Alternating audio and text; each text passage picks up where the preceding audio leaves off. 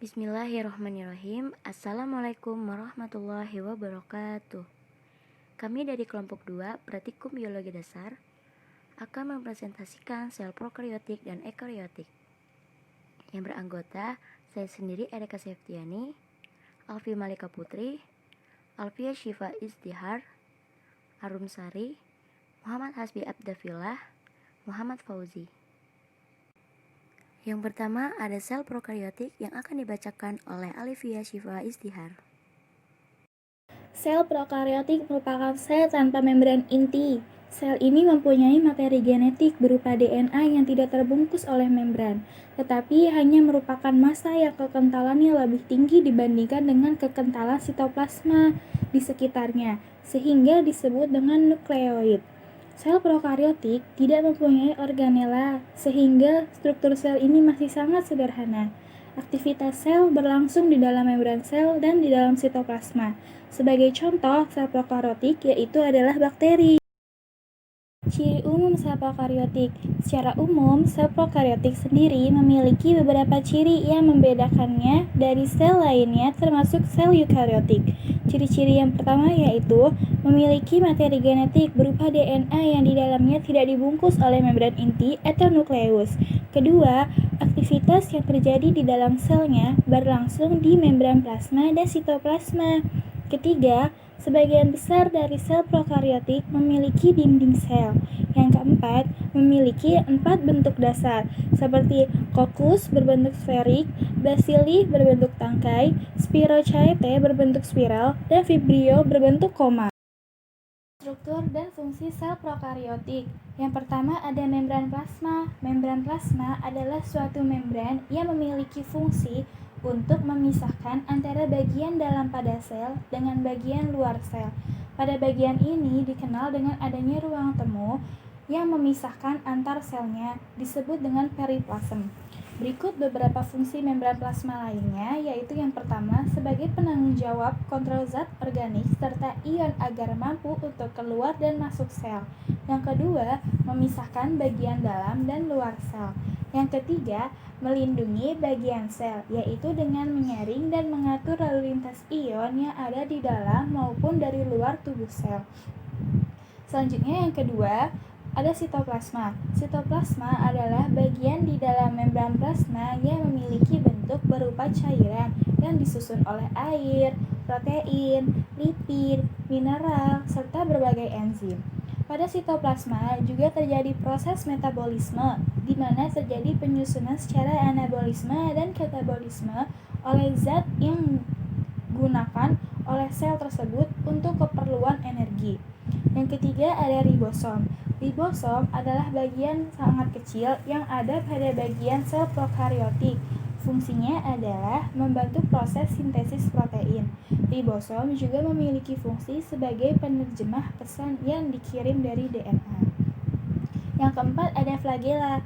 Flagela adalah bagian yang berbentuk tonjolan panjang seperti cambuk yang fungsinya adalah untuk membantu dalam gerak seluler. Akan tetapi juga sering memiliki fungsi sebagai organel sensorik yang peka terhadap bahan kimia dan suhu yang berasal dari luar sel.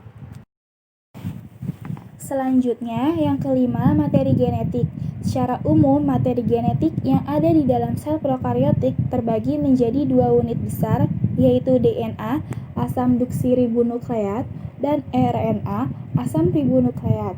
DNA adalah salah satu bagian pada sel prokariotik yang memiliki fungsi sebagai pembawa informasi genetik atau pewarisan sifat yang berasal dari suatu organisme.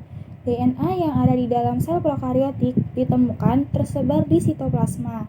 Akan tetapi, pada umumnya terlihat berkumpul pada satu area yang dinamakan nukleoid. Yang keenam, ada dinding sel. Dinding sel adalah bagian terluar dari sel prokariotik yang memiliki fungsi sebagai pemberi bentuk pada suatu sel. Komponen struktur yang ada pada dinding sel prokariotik sebagian besar adalah peptidoglikan yang merupakan salah satu molekul kompleks. Contoh sel prokariotik. Prokariotik adalah organisme bersel tunggal yang sebagian besar Anda kenal sebagai bakteri. Misalnya, bakteri Escherichia coli yang terkenal adalah contoh sel prokariotik, seperti halnya bakteri Streptococcus yang bertanggung jawab untuk radang tenggorokan. Bakteri Streptomyces tanah merupakan juga organisme prokariotik. Seluruh subkelas Archaea juga merupakan contoh organisme prokariotik. Sebagian besar luar biasa karena kemampuan mereka untuk berkembang di lingkungan yang sangat keras. Contoh Archaea adalah Sulfolobus acidocaldarius Archaeobacterium yang hidup di pot lumpur yang sangat asam di daerah yang aktif secara panas bumi. Yang kedua, ada sel eukariotik yang akan dibacakan oleh Muhammad Fauzi. Baik, untuk selanjutnya di sini saya akan menjelaskan tentang sel eukariotik. Sel eukariotik adalah sel yang sudah memiliki membran inti dan sistem endomembran. Sehingga sel ini bisa dibilang sel yang lebih kompleks daripada sel prokariotik. Sel ini dapat ditemukan di organisme multiseluler yang terdapat dalam kingdom Protista, fungi, lantai, dan animalia. Sel eukariotik ditandai dengan membran internal dan sebuah sitoskeleton. Pada organel sel ini memiliki nukleus dan sitoplasma. Selain itu juga terdapat retikulum endoplasma, kompleks Golgi, mitokondria, dan lisosom. Namun ada organel khas yang dapat ditemukan pada semua eukariota ini, yaitu mitokondria. Selanjutnya, struktur dan fungsi sel eukariotik. Di sini saya akan menjelaskannya secara singkat saja. Untuk yang pertama ada membran plasma. Membran plasma merupakan batas antara lingkungan luar dengan bagian dalam sel yang berfungsi sebagai mempertahankan isi sel. Yang kedua ada sitoplasma. Sitoplasma merupakan bagian pengisi ruang antara inti serta sebagai substansi simpanan yang berfungsi sebagai tempat penyimpanan bahan-bahan kimia yang penting bagi metabolisme sel. Yang ketiga ada nukleus. Nukleus adalah otak dari sel atau nukleus disebut juga sebagai organ terbesar dalam sel. Berperan sebagai penyimpanan kode genetik DNA yang mana berfungsi sebagai struktur dasar dari sel. Yang keempat ada RE atau retikulum endoplasma yang merupakan bagian yang berbentuk seperti jala dan berpusat pada endoplasma. Berfungsi menetralkan racun atau detoksifikasi retikulum endoplasma dalam hati. Yang kelima ada ribosom. Ribosom merupakan susunan yang terdiri atas RNA ribosom dan protein yang berfungsi mesintesis protein. Yang keenam ada kompleks Golgi atau sering disebut juga sebagai badan Golgi. Badan Golgi adalah satu komponen yang berukuran besar dan terletak di dekat retikulum endoplasma, berfungsi membentuk membran plasma. Yang ketujuh ada lisosom. Lisosom adalah organel berbentuk gelembung bulat dengan diameter 0,1 sampai 1,2 nanometer yang dapat menyimpan enzim-enzim hidrolitik seperti protease, lipase, nuklease, dan enzim pencerna lainnya. Berfungsi sebagai melakukan pencernaan atau menghancurkan senyawa karsiogenik. Yang kedelapan ada badan mikro. Badan mikro merupakan bagian yang menyerupai lisosom, berbentuk agak bulat yang diselubungi membran tunggal dan berisi enzim katalase dan oksidase. Yang kesembilan ada mitokondria. Mitokondria merupakan pembangkit energi dari sel eukariotik yang berfungsi mengoksidasi makanan, di mana karbohidrat ketika ditambahkan oksigen akan menjadi karbon dioksida dan air, dan juga akan menghasilkan berupa energi. Yang ke-10 ada kloroplas. Kloroplas merupakan tempat adanya klorofil dan stroma yang berfungsi sebagai tempat berlangsungnya fotosintesis. Yang ke-11 ada sentriol. Sentriol merupakan organel yang berbentuk silindris yang berfungsi dalam orientasi arah pada proses pembelahan sel. Yang ke-12 ada mikrotubulus. Mikrotubulus merupakan rantai-rantai protein yang berbentuk spiral, berfungsi sebagai pergerakan pada sel. Selanjutnya ada sediaan bahasa sel hewan yang akan dibacakan oleh Alfi Malika Putri. Di sini saya akan menjelaskan tentang sediaan basah sel hewan. Tapi sebelumnya, sebenarnya sediaan basah ini digunakan untuk apa sih? Nah, sediaan basah digunakan untuk mempelajari material-material hidup atau segar. Sediaan basah juga hanya dapat digunakan pada waktu yang singkat, karena mereka itu sangat mudah mengering. Sediaan basah berguna untuk mengamati kualitas seperti warna, gerakan, dan tingkah laku yang tidak dapat kita amati pada saat kita mengamati sel hewan yang telah mati dan telah diwarnai. Nah, untuk mengamati sediaan basah sel hewan, kita memerlukan alat dan bahan, diantaranya slide atau kaca preparat, mikroskop, tusuk gigi, selip penutup, NaCl 19%, kerokan epitel dalam pipih, metilen blue, dan tisu. Untuk cara kerjanya, yang pertama, ambil larutan NaCl dan letakkan di atas slide. Bila sudah diletakkan, ambil tusuk gigi dan masukkan ke bagian pojok mulut untuk mengambil spesimen. Setelah itu, tempatkan sampel di atas NaCl dengan memutar-mutar ujung tusuk gigi di dalam NaCl. Gunakan epitel sel pipi dan tuangkan metilen blue di atas sampel tadi. Tutup bagian atas dengan menggunakan selip penutup, dan jangan sampai ada gelembung-gelembung di dalamnya. Lalu, bersihkan sisa cairan di sekitar slide yang tidak tertutup selip penutup agar bersih dengan menggunakan tisu. Lalu, amati menggunakan mikroskop. Hasil pengamatannya, yang pertama, saat sel pipih dengan pembesaran 100 kali. Hasilnya, sel terlihat seperti telur goreng kecil dan terdapat titik biru yang di dalamnya adalah nukleus tempat mereka menempel dan mengumpul. Mereka ini sangat lengket karena mereka memiliki selaput lendir. Yang kedua, bakteri pada saat sel pipih di bawah perendaman minyak 1000 kali. Hasilnya, setelah pencelupan yang ke-1000 kali, akan terlihat bakteri yang keluar dari mulut dan di sekitar sel pipih. Juga terdapat gumpalan di sel dan di sekitar sel pipih yang disebut bakteri mulut. Nah, kenapa sih kita menggunakan NaCl dalam pengamatan sel hewan ini, sediaan basah sel hewan ini? Kita menggunakan NaCl karena NaCl ini merupakan larutan isotonik. Dan kenapa tidak menggunakan air biasa? Karena sel-sel akan meledak dikarenakan adanya tekanan osmotik. Jadi, ketika sel berada di dalam air dalam waktu yang lama, lama-lama sel itu akan membesar dan kemudian akan pecah. Yang kedua, kenapa kita menggunakan metilen blue? Jadi, metilen blue adalah larutan kimia yang umumnya digunakan pada proses pengamatan sel di bawah mikroskop. Fungsinya untuk memberi warna pada preparat amatan sehingga sel-selnya dapat terlihat dengan jelas.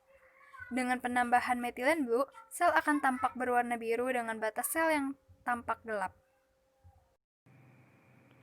Saya sendiri akan membacakan perbedaan sel tumbuhan dan hewan. Perbedaan sel hewan dengan sel tumbuhan. Yang pertama, plastida. Tumbuhan memiliki plastida, sedangkan hewan tidak memiliki plastida. Yang kedua, lisosom. Tumbuhan tidak memiliki lisosom, sedangkan hewan memiliki lisosom. Yang ketiga, dinding sel. Tumbuhan memiliki dinding sel, sedangkan hewan tidak memiliki dinding sel. Yang terakhir, sentriol. Tumbuhan tidak memiliki sentriol, sedangkan hewan memiliki sentriol.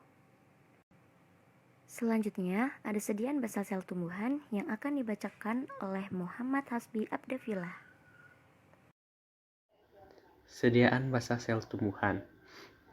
Alat dan bahan yang perlu disediakan adalah yang ke-1 mikroskop cahaya, 2 kaca objek, 3 kaca penutup, 4 pinset anatomi runcing, 5 pisau silet, 6 kertas saring atau bisa dengan tisu, Yang ketujuh daun atau bisa tangkai Aloidea.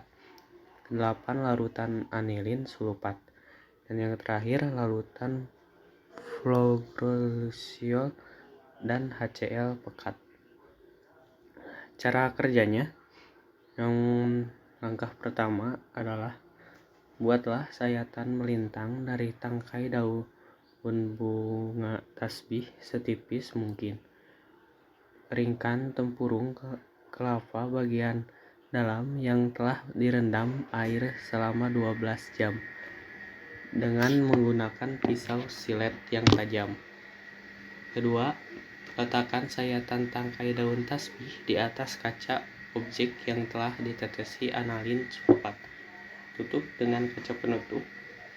Hati-hati jangan sampai ada gelembung udara.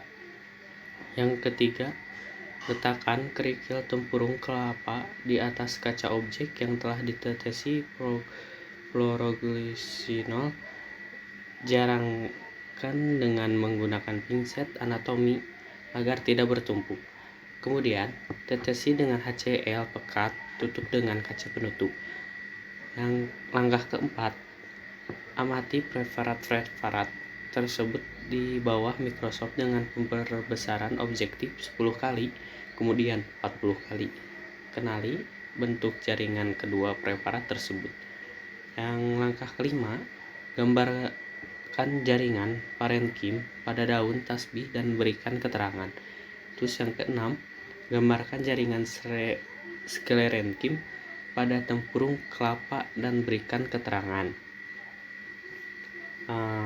Terus yang didapat dari hasil pengamatan kegiatan yang tadi adalah nomor 1, pewarnaan epidermis bawang merah dengan yodium.